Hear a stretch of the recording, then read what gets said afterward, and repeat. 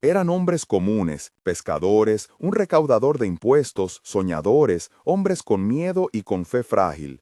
Y sin embargo, Jesús los llamó con una palabra que cambió la trayectoria de sus vidas: síganme. Lo que empezó en la orilla del lago de Galilea como una invitación a dejar redes y redestrazas, terminó convirtiéndose en una orden que atravesó imperios: id y haced discípulos de todas las naciones. Descubrirás en este recorrido cómo ese llamado cinceló el destino de cada uno de los 12, su transformación, su misión y en muchos casos su muerte y legado. Antes de seguir, una breve nota. Si te interesa esta historia, dale like y suscríbete para más relatos sobre la fe y la historia de la Iglesia. Cuando miramos los textos del Nuevo Testamento, vemos dos momentos que dividen la vida de esos hombres: la cercanía con Jesús, con sus reproches, sus risas y sus momentos de incredulidad, y la primavera que nace tras la cruz y la tumba vacía. La resurrección no solo fue una victoria sobre la muerte, fue el fuego que encendió corazones. En Pentecostés, la promesa se hizo palpable. No salieron ellos a predicar por su cuenta, salieron empujados por el Espíritu.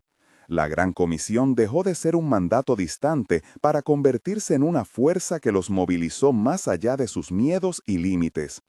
Pero la misión tiene precio. Lo que provoca asombro también provoca rechazo. Predicar al Rey crucificado desafió tanto a estructuras religiosas como a poderes políticos. La reacción fue, a menudo, violenta. A veces, esa violencia fue el instrumento que extendió la palabra. La dispersión de los creyentes, provocada por la persecución, llevó el Evangelio a nuevas tierras. A veces, la violencia buscó silenciar para siempre a quienes hablaban.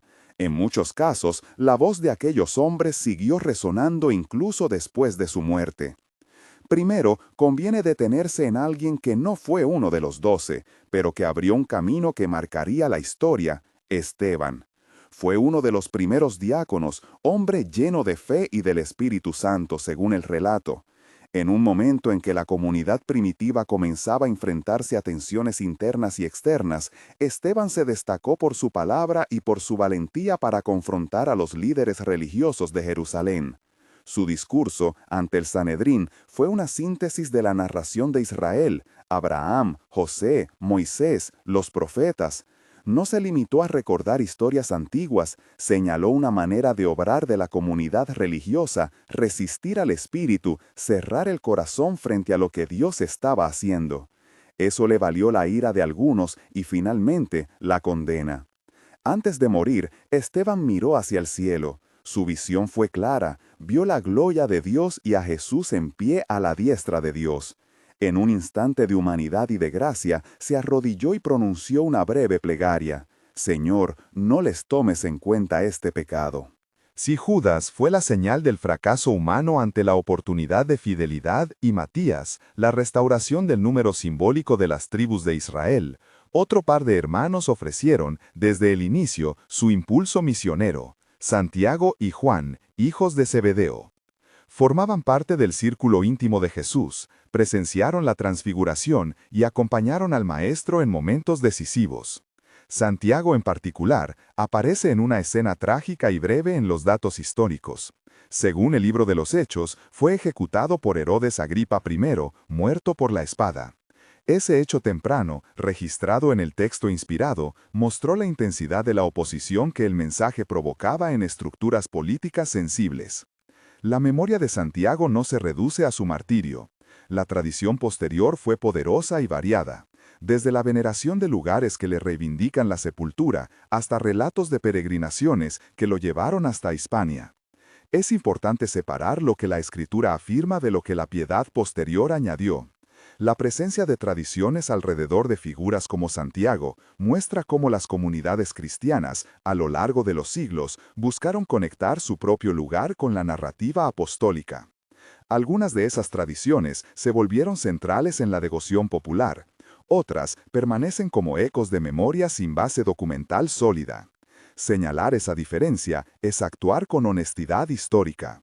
Mientras tanto, en otro punto del mapa bíblico, Pedro y Andrés vivían una relación fraterna. Eran hermanos, pescadores del mismo lago. Pedro es la figura que mejor sintetiza la contradicción humana y la gracia divina. Negó a Jesús en la noche de la prisión, huyó de su propia palabra y, tras la resurrección, fue restaurado en una escena privada en la orilla del mar Tiberíades, donde Jesús le preguntó 3 veces si lo amaba y lo encomendó a pastorear el rebaño. Esa restauración no fue simplemente un perdón personal, fue una comisión para liderar en la fragilidad, un recordatorio de que la debilidad humana puede ser transformada en servicio. Pedro se destacó en los comienzos de la Iglesia por ser quien predicó con fuerza en Pentecostés y por su papel en la expansión hacia Jerusalén y más allá. Su visión, en la que se le mostró que no debía llamar impuro a lo que Dios purificó, cambió el rumbo del mensaje. Abrió la puerta a los gentiles al introducir a Cornelio y su casa en la nueva comunidad. Esa decisión, registrada en el libro de los Hechos, fue un hito teológico. El Evangelio dejó de ser un modo de vida peculiar de un pueblo para convertirse en buena noticia para todas las naciones. Andrés, por su parte, es recordado en la tradición como el apóstol que llevaba almas a Jesús. He hallado al Mesías, afirmó según las tradiciones que narran sus primeras acciones. Las fuentes patrísticas y los relatos posteriores lo ubican predicando en Grecia y otras regiones del mundo helénico. La forma de su muerte, representada a menudo en iconografía por una cruz en aspa, proviene de la tradición y no del testimonio bíblico directo. Por eso hay que enunciarla con cuidado. Según la tradición, así habría terminado su vida martirial en tierras alejadas del lago donde comenzó todo. A esa dinámica de testimonio y dispersión se suma una figura que, aunque no fue uno de los 12, marcó con singular fuerza el rumbo de la Iglesia: Saulo, conocido luego como Pablo. Su historia es paradigmal. En un viaje hacia Damasco, con el propósito de perseguir a la comunidad que proclamaba a Jesús, tuvo una experiencia que lo transformó radicalmente. Una luz y una voz que lo confrontaron, y el encuentro con Ananías le devolvió la vista y una misión profética. El perseguidor se volvió apóstol de los gentiles. La conversión de Pablo no solo cambió su destino personal, sino que amplió el mapa misionero del cristianismo. Sus 3 grandes viajes misioneros, documentados en los Hechos y en las cartas que escribió desde diversas prisiones y comunidades, fueron la columna vertebral de la expansión por Asia Menor y los enclaves del Mediterráneo. En sus cartas no solo encontramos doctrinas, hallamos la praxis de una iglesia en formación, consejos, correcciones, afectos. Pablo combinó una teología profunda con una estrategia misionera eficaz. Barcos, términos comerciales y redes comunitarias se convirtieron en canales para la predicación. Una de las imágenes más poderosas de su vida, tal como la recoge el relato bíblico, es el naufragio en la travesía hacia Roma. Aparentemente derrotado por la naturaleza y por los poderes humanos, Pablo emerge como quien confía en que la promesa de Dios lo sostiene. En la isla de Malta, los habitantes lo reciben, y según el texto, Dios obró señales a través de él.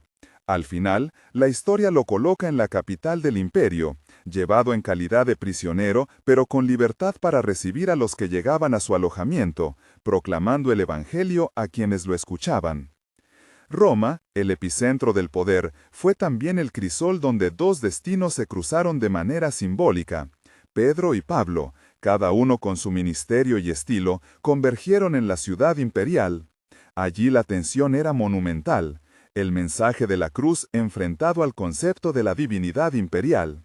No es extraño que el último tramo de la vida apostólica se desenvolviera en un contexto donde la fe se volvió noticia política. La presencia de ambos en Roma no se limita a un dato biográfico, tiene un significado eclesial. La Iglesia, en su diversidad, se plantó en el corazón del mundo antiguo. Sus escritos, cartas y testimonios se iban consolidando en comunidades que leerían y releerían esas palabras por generaciones. Mientras Pablo escribía cartas que iban y venían por las rutas del imperio, Pedro cumplía un rol de pilar visible para comunidades concretas y para la comunión más amplia. Su liderazgo no fue un ejercicio de poder vacío, fue un liderazgo tejido de fragilidad, la negación, la restauración y el pastoreo. En su ejercicio se articula la tensión entre la debilidad humana y la autoridad de la palabra servida en humildad. La tradición posterior colocó a Pedro en Roma y atribuyó a su figura una muerte ejemplar. Según relatos que circularon con fuerza en la memoria de la Iglesia, habría sostenido la fe hasta entregar la vida por el nombre. Esas narraciones pertenecen a la piedad de los siglos y deben ser enunciadas como tales. Según la tradición, Pedro fue crucificado en Roma, posiblemente cabeza abajo, según una tradición temprana que quiso subrayar su humildad. No obstante, el testimonio bíblico principal se centra más en su ministerio y en su presencia decisiva durante los inicios de la Iglesia. Antes de que esas tradiciones culminen en la escena de la muerte, la vida pública de ambos estaba cargada de riesgos. La esperanza que predicaban ponía en evidencia otras esperanzas construidas sobre instituciones del poder. Y allí donde la palabra de Jesús encontraba oídos abiertos, también encontró opositores dispuestos a usar los resortes del Estado para silenciarla. Entre estas figuras, algunas quedan todavía como nombres envueltos en misterio, porque las fuentes son escasas.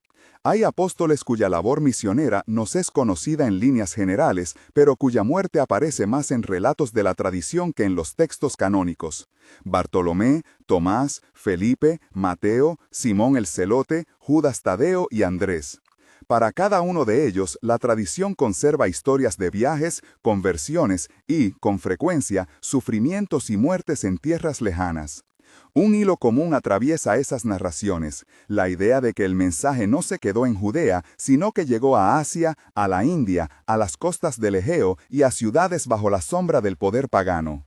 Cuando contemos esos destinos más a fondo, señalaremos siempre lo que la Escritura afirma y lo que las fuentes patrísticas, con distintos grados de fiabilidad, han transmitido.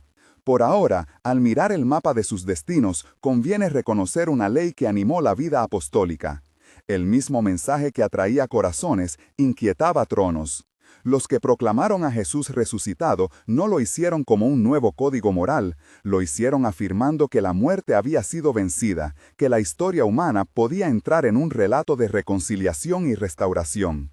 Ese anuncio no solo libró a algunas personas de la opresión espiritual, cuestionó estructuras y prioridades. Y allí, a menudo, comenzó la persecución.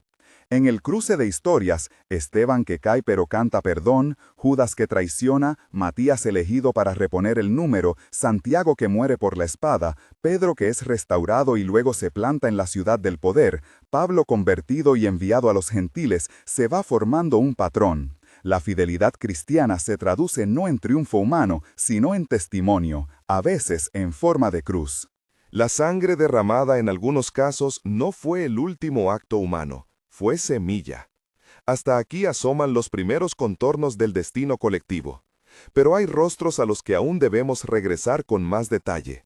Algunos por la importancia de su influencia en la formación de la Iglesia, otros porque su labor misionera trascendió fronteras geográficas, y otros porque su memoria dio lugar a tradiciones que, con el tiempo, moldearon devociones y peregrinaciones. En las siguientes escenas veremos, con cuidado crítico y piedad respetuosa, cómo cada envío personal obedeció a la Gran Comisión y cómo cada final, documentado o tradicional, contribuyó a la gran narrativa de la expansión del cristianismo. Mientras tanto, imagina por un momento la escena. La barca en la orilla, las redes tendidas sobre la arena, las botas marcando huellas que se alejan hacia ciudades bajo otras banderas. Imagina las cartas que llegan a las comunidades, las iglesias nacientes reuniéndose en casas y el rumor de una palabra que no conoce fronteras. Hay una pregunta que recorre todo esto y que conviene mantener presente. ¿Qué significa hoy seguir a quien llamó a esos hombres? Su destino fue variado. Algunos murieron temprano, otros vivieron hasta la vejez. Algunos pasaron a la historia por sus escritos, otros por su silencio fiel en tierras lejanas. Pero todos, en conjunto, dejan una lección. La fe no es neutral. Quien la toma, cambia, y al cambiar, altera su entorno. Esa transformación, con sus costos, fue el motor que empujó la palabra hasta lugares donde nadie la esperaba. En la ciudad de Roma, mientras las noticias llegaban de Asia Menor y de las islas, dos figuras ocuparon el centro del relato. Pablo, prisionero pero predicador, y Pedro, pastor y testigo. Cada uno con su forma de testificar, con sus redes de amigos y opositores, con sus cartas y sus gestos públicos. Su presencia en la capital del imperio presentaba un contraste irónico: el evangelio del crucificado frente al culto a la divinidad humana del príncipe del mundo.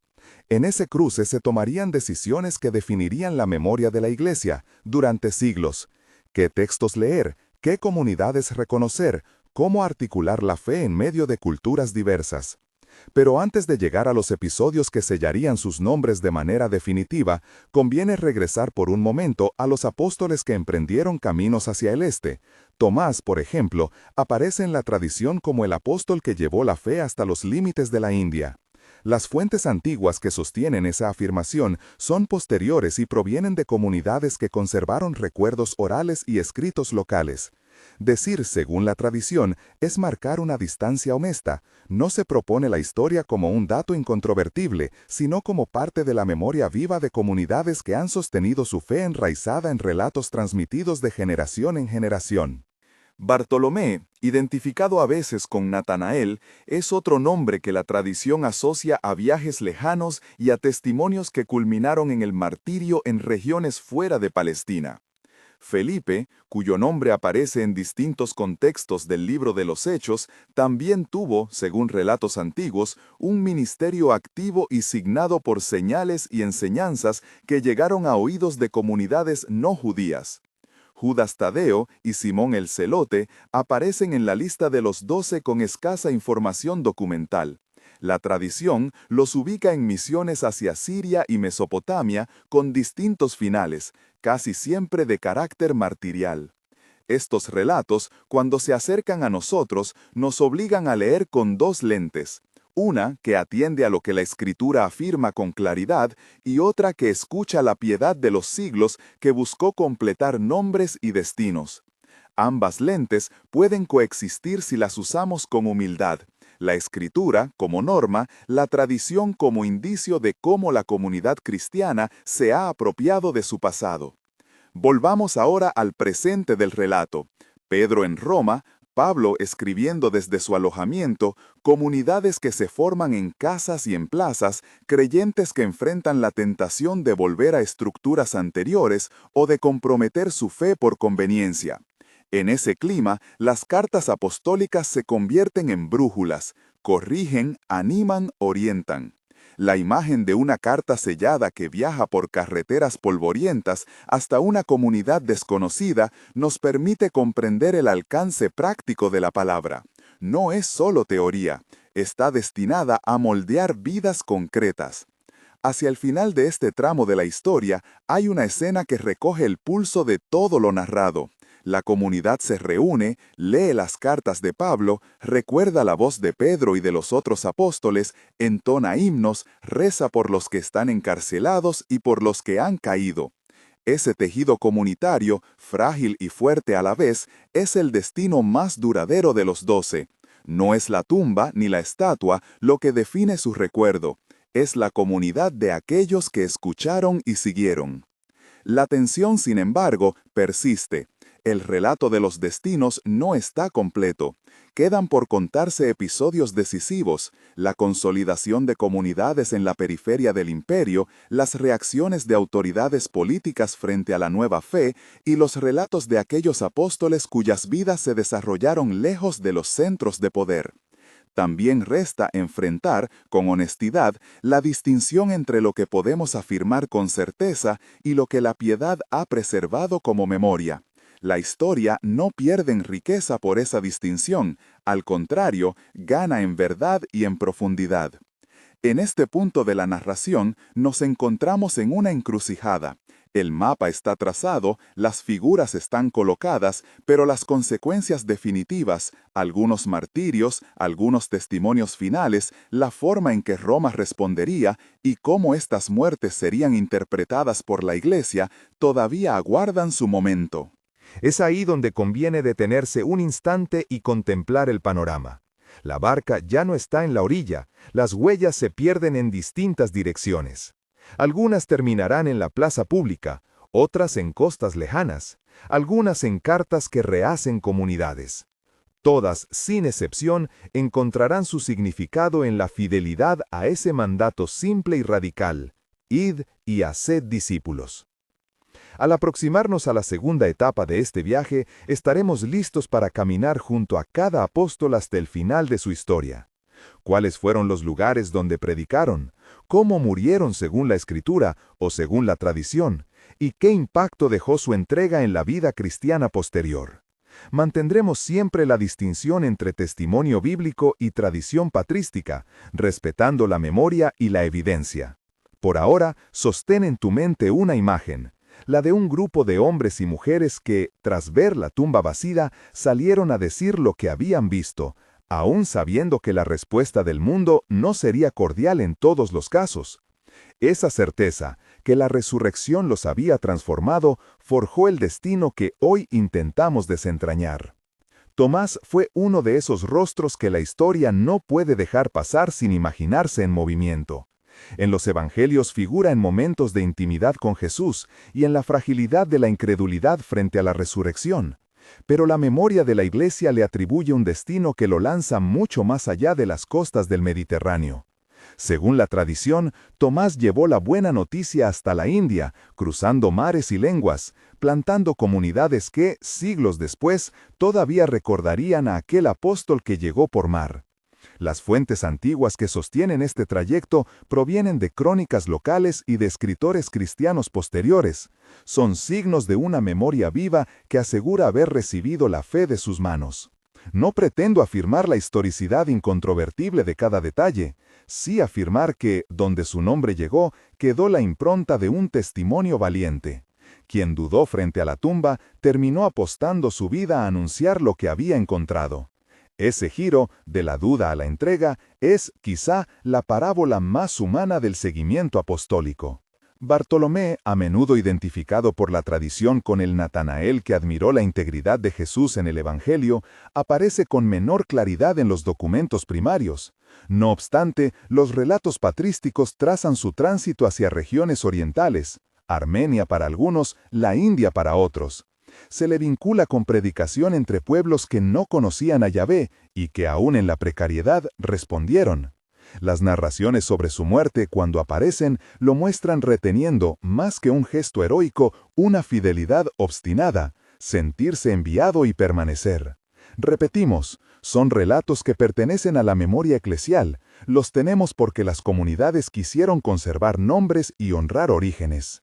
Esa conservación ya es, en sí misma, un indicio del alcance del mandato.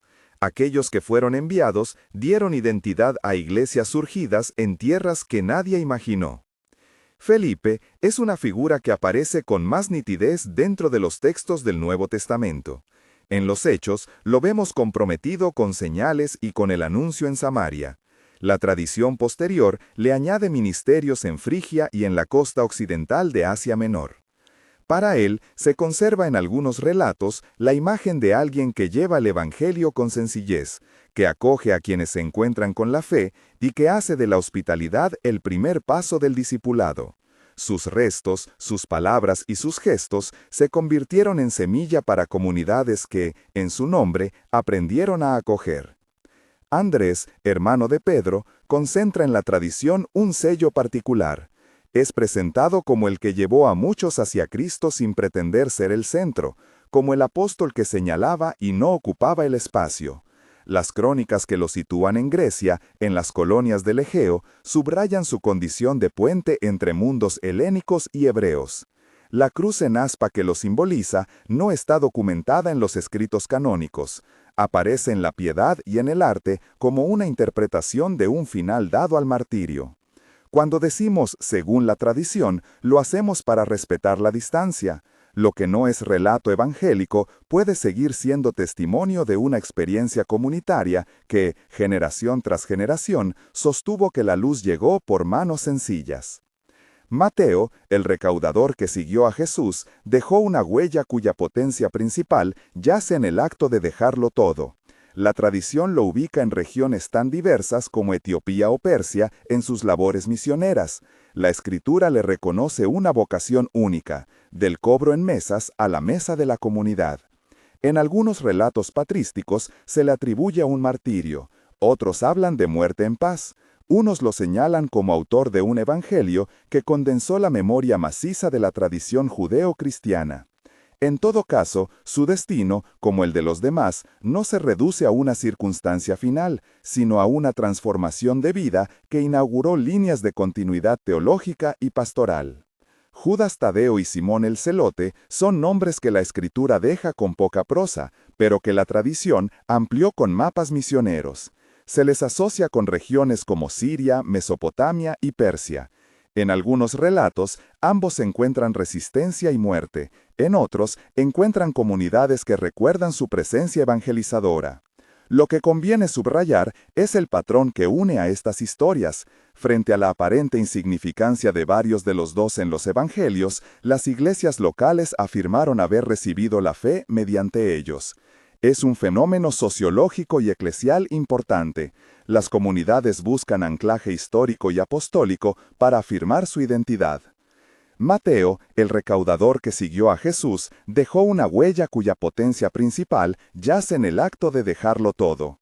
La tradición lo ubica en regiones tan diversas como Etiopía o Persia en sus labores misioneras. La Escritura le reconoce una vocación única, del cobro en mesas a la mesa de la comunidad. En algunos relatos patrísticos se le atribuye un martirio, otros hablan de muerte en paz. Unos lo señalan como autor de un evangelio que condensó la memoria maciza de la tradición judeo-cristiana. En todo caso, su destino, como el de los demás, no se reduce a una circunstancia final, sino a una transformación de vida que inauguró líneas de continuidad teológica y pastoral. Judas Tadeo y Simón el Celote son nombres que la Escritura deja con poca prosa, pero que la tradición amplió con mapas misioneros. Se les asocia con regiones como Siria, Mesopotamia y Persia. En algunos relatos, ambos encuentran resistencia y muerte. En otros, encuentran comunidades que recuerdan su presencia evangelizadora. Lo que conviene subrayar es el patrón que une a estas historias. Frente a la aparente insignificancia de varios de los dos en los evangelios, las iglesias locales afirmaron haber recibido la fe mediante ellos. Es un fenómeno sociológico y eclesial importante. Las comunidades buscan anclaje histórico y apostólico para afirmar su identidad. Por eso las tradiciones, aun cuando no sean verificables de manera absoluta, se mantienen como testimonios de la recepción de la palabra. Simón el Celote, con su apelativo que remite a antiguas inclinaciones políticas, sería, de acuerdo con algunas memorias, enviado al este. Su figura nos recuerda que el seguimiento de Jesús no borró las historias personales de los discípulos, más bien las redirigió. Un celote podía, tras encontrar a Cristo, empeñarse en la transformación no de la espada, sino del corazón, y llevar ese testimonio incluso a territorios que habían conocido otras formas de lucha. La conversión redirige energías, esa es, quizás, una de las lecciones que emergen de su destino según las fuentes. Llegamos ahora a un punto decisivo de la narración, la convergencia de Roma con las vidas de Pedro y Pablo. Hablamos ya de sus ministerios y de cómo Roma se convirtió en epicentro del conflicto entre el Evangelio y el aparato imperial. Es momento de mirar con respeto y cautela las narraciones que culminan en su final. Según la tradición eclesiástica, Pablo, ciudadano romano, experimentó la pena capital mediante la decapitación. Esa forma de muerte responde al estatus jurídico que se desempeñaba, una ejecución que, en el imaginario cristiano, no borra la valentía de su testimonio. Los escritos de Pablo, sus cartas, ofrecen hoy la evidencia tangible de su legado. En ellas, la teología se articula con la praxis de comunidades concretas. En ellas se descubre un hombre que, aun preso, mantenía la esperanza y continuaba perfilando la doctrina de la iglesia naciente. Pedro, cuya restauración pública junto al mar de Galilea ya fue contada, remata su historia en la tradición con una imagen que subraya su humildad, una crucifixión distinta a la de su Señor, una posición invertida que, según los relatos antiguos, habría sido solicitada por él mismo como señal de que no pretendía igualar a su maestro. Decirlo con precisión, este detalle aparece en testimonios posteriores. La Escritura no documenta la forma exacta de su muerte. Aquí también la comunidad quiso honrar su pilar con una narrativa que subrayara su disposición a la humildad hasta el extremo. Sea como fuere, la presencia de su figura en Roma y su recuerdo en las basílicas posteriores muestran la dimensión pública de su ministerio y la manera en que la Iglesia lo custodió como memoria fundacional. Santiago el Menor regresa al relato con una función más doméstica y pastoral. Fue, según las fuentes, un pilar en Jerusalén. La tradición nos ofrece una imagen de liderazgo sereno y de vigilancia sobre el origen de la comunidad cristiana. Entre las versiones de su final se cuenta la de una muerte violenta en Jerusalén, narrada en fuentes no bíblicas con distintos matices. Su destino, sea literal, sea simbólico, subraya la idea de que el liderazgo puede pasar por la fidelidad cotidiana, por la disciplina pastoral que sostiene flujos de fe en contextos conflictivos. El caso de Santiago el Mayor ya fue señalado en su momento. Su martirio, registrado en el Nuevo Testamento, marcó tempranamente la dureza de la oposición pública. La tradición asociada a su figura, que llegó a vincularlo con Hispania, demuestra cómo la memoria apostólica se transformaría con el tiempo en geografía de la devoción. Las peregrinaciones, las iglesias y las celebraciones que lo recuerdan son expresión de una manera de anclar la fe en una tierra. En muchas regiones de Asia Menor, Persia y el subcontinente indio encontramos comunidades que, por tradición, atribuyen su fundación a la visita de uno u otro apóstol. Estas memorias locales, preservadas en sínodos, crónicas e himnos, son testimonio de una expansión que no fue puramente institucional. Fue también personal, hecha de encuentros, curaciones, enseñanzas y de la persistencia de aquellos que preferían sembrar la fe antes que asegurar su propia vida. En esos relatos hay convergencias, señales, conversiones, conflictos con autoridades locales y, en no pocas ocasiones, una muerte que las comunidades interpretaron como testimonio último. No es necesario extenderse en cada detalle legendario, la intención es otra, mostrar que la geografía del envío apostólico fue vasta. Desde Antioquía hasta la India, desde el Egeo hasta Persia, la voz de los enviados llegó por caminos de comercio, de diplomacia y de riesgo. A menudo usaron las mismas rutas que movían mercancías, otras veces se valieron de redes de familiares y traductores. En esas rutas se tejieron comunidades que, generadas por encuentros personales, luego dieron lugar a formas de culto, de vida comunitaria y de memoria que sobrevivieron a las persecuciones y a las rupturas. Hay que detenerse en una imagen recurrente, la carta que viaja. No es un símbolo menor. Las cartas apostólicas fueron el vehículo mediante el cual se consolidó la doctrina y la praxis. Cada epístola que llegó a una iglesia fue una brújula en tiempos de confusión. Pablo, por su parte, combinó la escritura con la presencia. Cuando no podía ir, escribía. Cuando no podía escribir, enviaba a discípulos.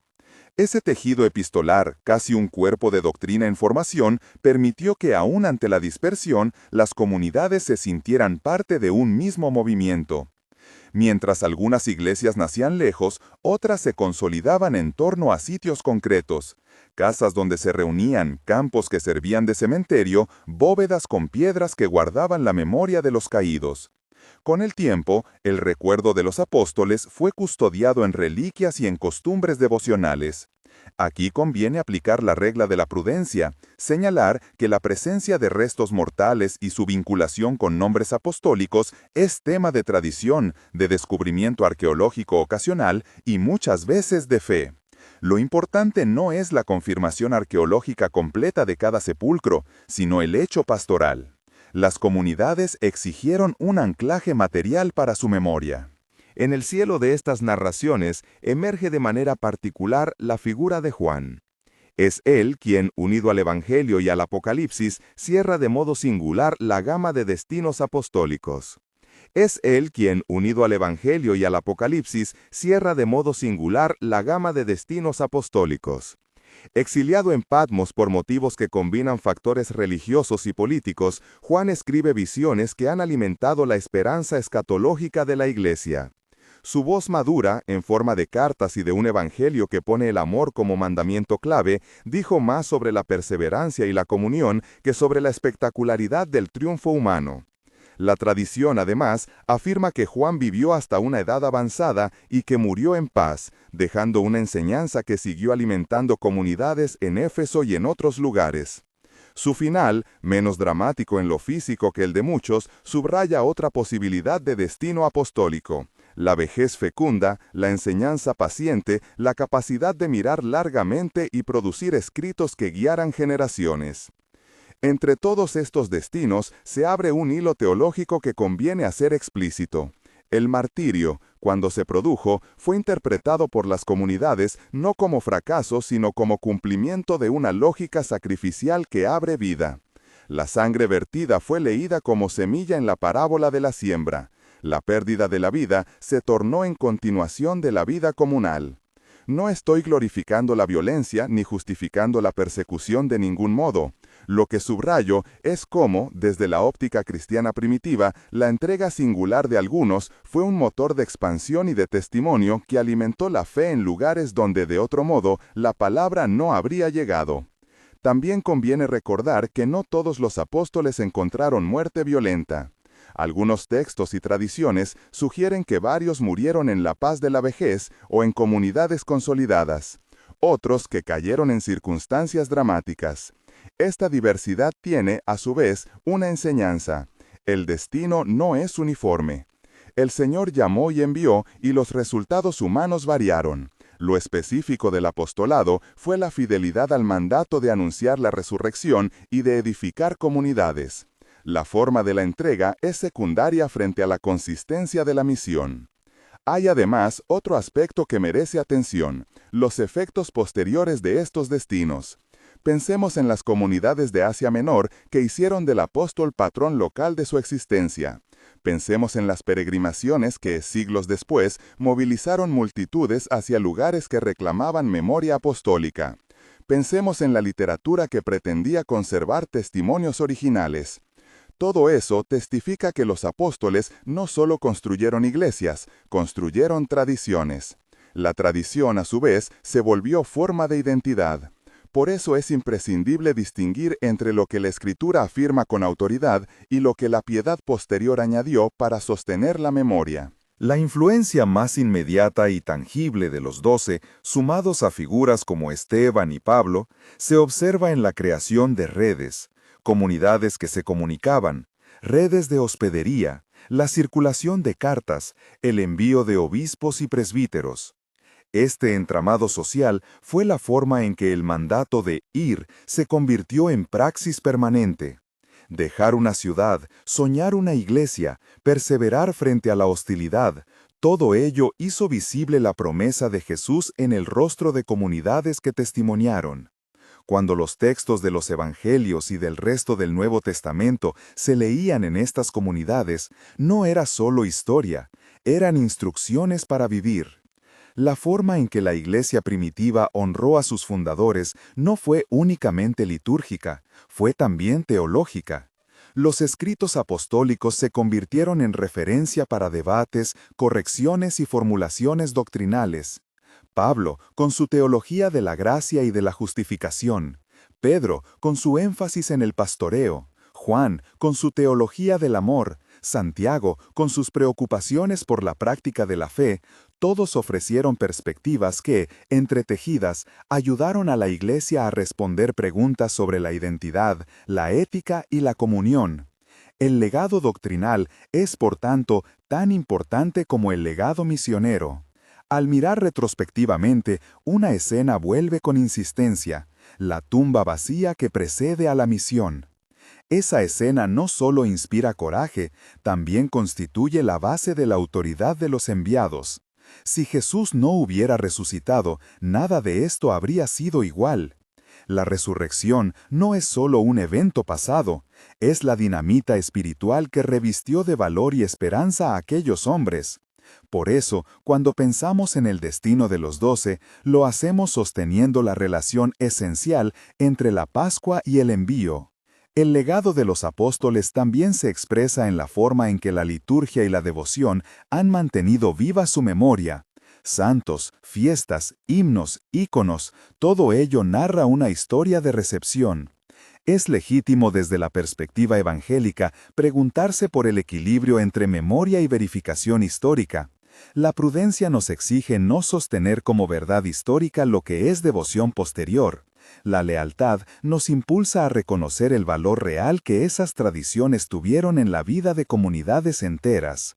Se acerca ahora el cierre de este viaje narrativo, pero antes conviene hacer una parada temblorosa en la pregunta que interpela al oyente hoy. ¿Qué nos dice el destino de los 12 acerca de la vocación contemporánea? En un mundo donde la fe a veces se reduce a emotividad o a rutina, el ejemplo apostólico nos interpela en varios frentes. Nos recuerda que el llamado de Jesús transforma profesiones y ambiciones. Nos desafía a considerar el costo del testimonio. Nos alienta a entender que la fidelidad puede manifestarse tanto en la decisión pública como en la constancia cotidiana. Nos invita, finalmente, a reconocer que la misión es siempre comunitaria, no emprendida por héroes solitarios, y que la apostolicidad se vive en iglesias que acogen, discipulan y envían. No hay un solo modelo de fidelidad apostólica. Algunos combinaron escritura y predicación, otros viajaron a naciones desconocidas. Unos murieron como mártires y otros envejecieron como maestros en patios de casas. El punto que une todas las diferencias es la obediencia al mandato de llevar la buena noticia a los confines de la tierra. Es esa obediencia la que hace posible que, desde hombres comunes, surgiera un movimiento capaz de transformar culturas enteras. Al concluir, conviene volver a la imagen inicial. Aquellos hombres dejaron redes, mesas y hábitos. Sus destinos diversos y a veces inesperados convergen en una sola línea, la misión transformadora del resucitado. Si los nombramos hoy, no es para erigirlos como personajes mitológicos, sino para aprender de su fidelidad. La historia los muestra frágiles y valientes, humanos en las dudas y persistentes en la esperanza. Su legado no ha terminado. Continúa en comunidades que siguen leyendo las cartas, en iglesias que siguen enviando misioneros, en cristianos que buscan responder, cada uno desde su contexto, al mandato de amar, perdonar y proclamar. Oremos brevemente pidiendo que esa fidelidad se haga presente entre nosotros. Señor, da a tu pueblo corazones valientes y manos dispuestas, que no busquemos la comodidad sino la verdad, que no temamos perder la vida cuando se trata de ganar almas para ti. Que la memoria de los apóstoles nos impulse a ser testigos fieles en el tiempo que nos tocó vivir. Amén. Si esta narración te ha movido, comparte este video para que más personas conozcan el legado de los apóstoles. Y si quieres profundizar en los primeros pasos de la Iglesia, abre el libro de los Hechos y acompaña los caminos que cambiaron el mundo.